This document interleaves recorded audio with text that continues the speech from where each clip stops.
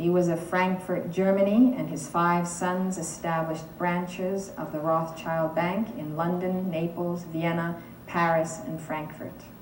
They operated in ways which other international banks and dynasties copied but rarely excelled. Those 5 individuals were the original fallen ones, tampering with the very interchange of the light of Alpha and Omega in the fiery core of the economy. They are the abusers of the 5 secret rays, and they laid the foundation for the abuses of all banking practices which have followed.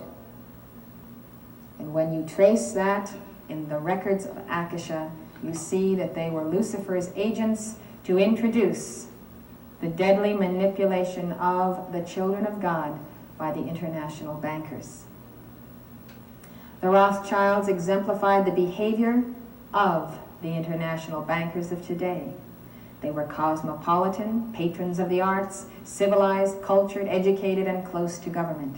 They were extremely secretive in their actions and adept at using finance to influence the political life of the governments they did business with.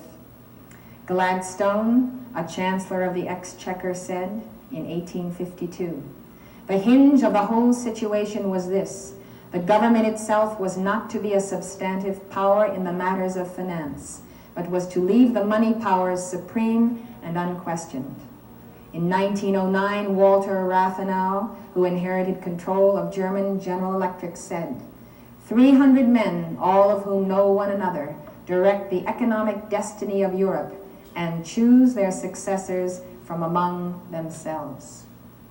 You will find that most of those 300 men were a part of this left and right spectrum of the fallen ones, the arch deceivers, appearing again and again since the original fall, always there, amalgamating power and giving power to those who will give their souls to them.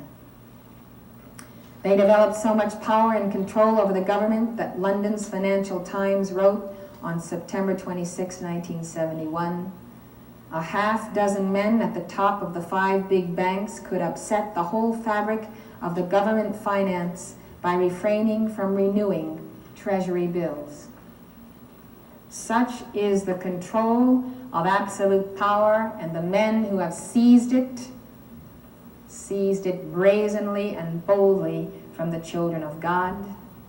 Why have they seized it? Because the children of God have allowed it and have fallen into the paths of greed and deception and so forth. In the United States, there had been very little contact with the international bankers until about 1830. Think of that, managing to keep free from them from the early colonies until 1830. At that time, when there arose the need to mobilize great sums of capital in order to build the railroads, American enterprises simply did not have the funds necessary for the undertaking, but the international bankers did. It was as a result of massive borrowing by Americans from European international bankers that localized methods of handling money and credit were organized and integrated into an international system. Carroll Quigley says this was of overwhelming significance in the history of the 20th century, but the influence and ramifications of the effect of the bankers has been subterranean and even occult. Those are the words used by Quigley.